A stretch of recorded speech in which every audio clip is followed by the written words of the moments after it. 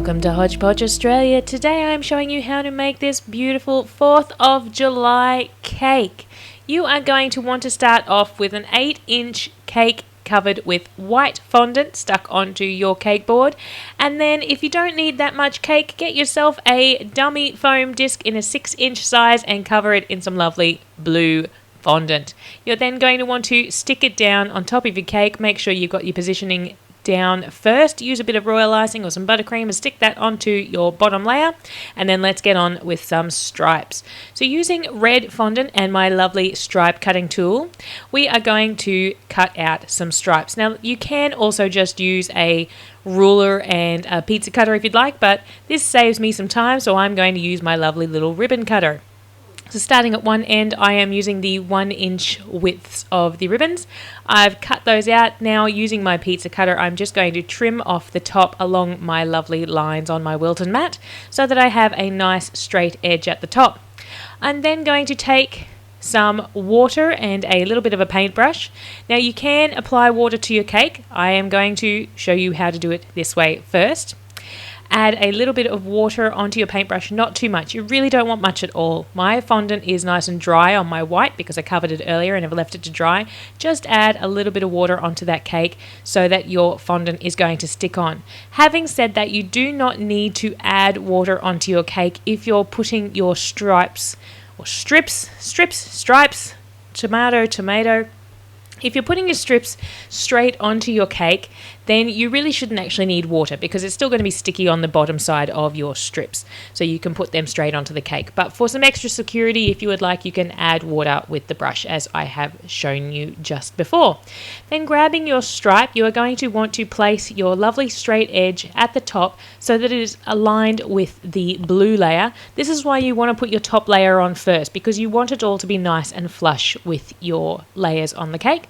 Then pop your strip, I really need to pick a word, line your strip all the way down your cake, making sure that it's lovely and straight. And because you are using the still wet fondant, or well, non-dry, so still pliable fondant, you can just push that so that it meets the rounds of the blue layer. Then just using your pizza cutter, you're just simply going to cut down the bottom. If you have used water and you have a little bit of red, you can just wipe that off. But to show you again, you're just going to pot that at the top. Just use your fingers to push that red around because obviously it's not a straight edge that it's meeting at the top. So just even that out around the blue layer. Layer your strip all the way down the side of the cake and then cut off the bottom with the pizza cutter. Let's see that again up nice and close one more time so you know exactly what I'm talking about, and then we can get on with the top of the cake. So adding on our last piece here, we have our red strip. We are going to tuck it into the top of our cake so that it is nice and flush with the blue layer, and then I'm simply going to let it fall. So generally I'm just letting them fall down the side of the cake because that does keep them nice and straight when you do that. Mine's a little bit crooked here, but that's because I'm doing it upside down. So I will straighten that up when I turn it around and have a good look at it. But just give it a little bit of a layer against the side of the cake and cut the bottom off so that it's nice and flush with the cake board. It's really lovely adding these strips on, keeping them nice and evenly spaced. It really adds something to the cake. It's very easy to do. It's a really simple effect, and obviously you can do it with lots of different colours. If you've seen my Bing Bong cake, you'll notice I've also done strips where they're right next to each other, but just having the one colour underneath and then adding strips down the side, it really is very effective. Now getting onto our top layer, I have my star cutter and I have rolled out some white fondant. I'm simply going to cut out a whole bunch of stars here, and then I'm going to take off any excess fondant, so I am simply left with stars. And then we are going to decorate our stars and stripes cake for the 4th of July. I haven't been in America for a 4th of July since 2001. Oh my gosh, that seems like forever ago, but it was such a hoot. I was in New York and I just absolutely loved it. And I'm going to have to come back to America for another 4th of July very soon. Hopefully next year. I would love to be over there for a 4th of July.